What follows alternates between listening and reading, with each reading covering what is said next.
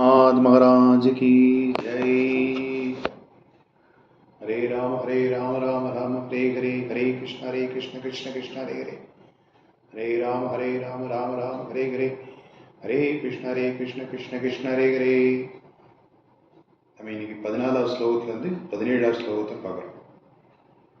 நவபிரம்ம சமுத்பத்திர் தக்ஷ யஜ்ஞ விநாசனம் த்ருவஸ்ய சரிதம் பஷ்சாத் வ்ருதோ பிராச்சீன பர்கிஷி நாரதஸ்ய சம்வாதஸ் ததக பிரயவ்ரதம் த்விஜா நௌபேஸ்ததோ அனுச்சரிதம் ரிஷபஸ்ய வரதஸ்ய ச துபிவ வர்ஷ சமுத்ராணாம் गिरिन्यन्त्योपवर्णनाम् ज्योतिश्चक्रसमस्तानाम् पादालनरगस्थिति दक्षजन्म प्रचेतोभ्यस्तत्पुत्रीणां ससन्दति यतो देवासुर नरास्त्यर्यङ्क नगकगादय.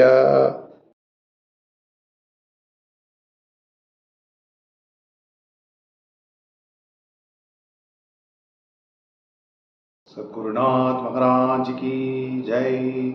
हरे राम राम राम हरे हरे, हरे कृष्ण कृष्ण कृष्ण हरे हरे.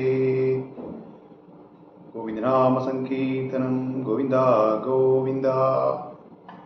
நம்ம இன்னைக்கு பார்க்க போகிறது 14வது ஸ்லோகத்திலிருந்து 16வது ஸ்லோகத்தை பார்க்க போகிறோம். நம்ம ஸ்லோகத்தை முதல்ல படிக்கிறேன். நவ பிரம்ம சமுத்பத்திர் தக்ஷ யஜ்ஞ விநாசனம் த்ருவஸ்ய சரிதம் பஷ்சாத் வ்ருதோ பிராச்சீன பர்கிஷே. இது 14வது ஸ்லோகத்தோட ஸ்லோகம். இதுக்கு பொருள் என்னென்ன? 4வது ஸ்கந்தத்தில் மரீச்சி முதலிய 9 பிரஜாபதிகளை தோற்றம், தட்சிணது வேள்வியை வீரபத்திரர் அழித்தல், பக்தரான துருவத சரிதம், ருது மகராஜன் பிராச்சீன பர்கிசின் சரித்திரங்கள், நாரத பிராச்சீன பர்கிசின் உரையாடல் ஆகியவை கூறப்படுகின்றன.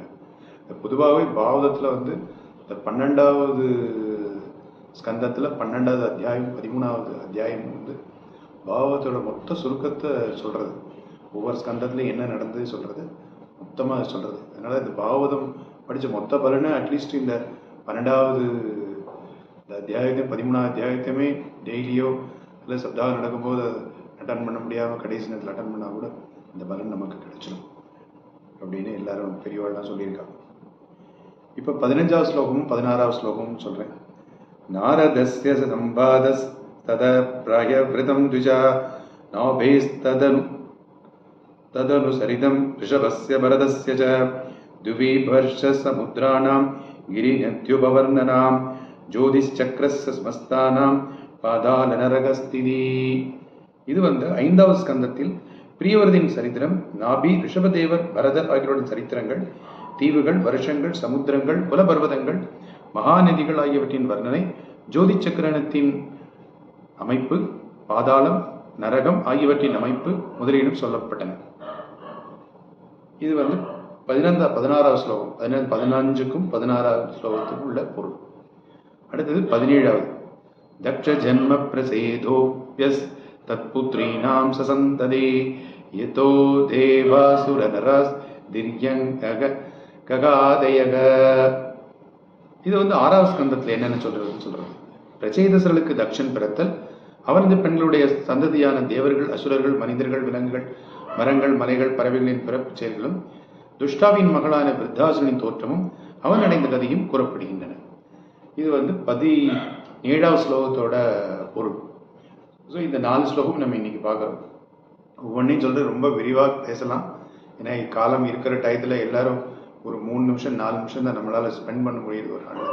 அந்த 3 நிமிஷம் 4 நிமிஷத்துக்குள்ளே எவ்வளவு நமக்கு கருத்து நான் கொடுக்க முடியுமோ, எனக்கு தெரிஞ்சது உங்களுக்கு தெரிஞ்சது திருப்பி நான் ஒரு நல்லபடியாக அதை கொடுக்கணும்னு சொல்லிட்டு தான் நான் ஒரு 2-3 ஸ்லோகம் அல்லது 4 ஸ்லோகத்தோட பொருளை அப்படியே சொல்கிறேன்.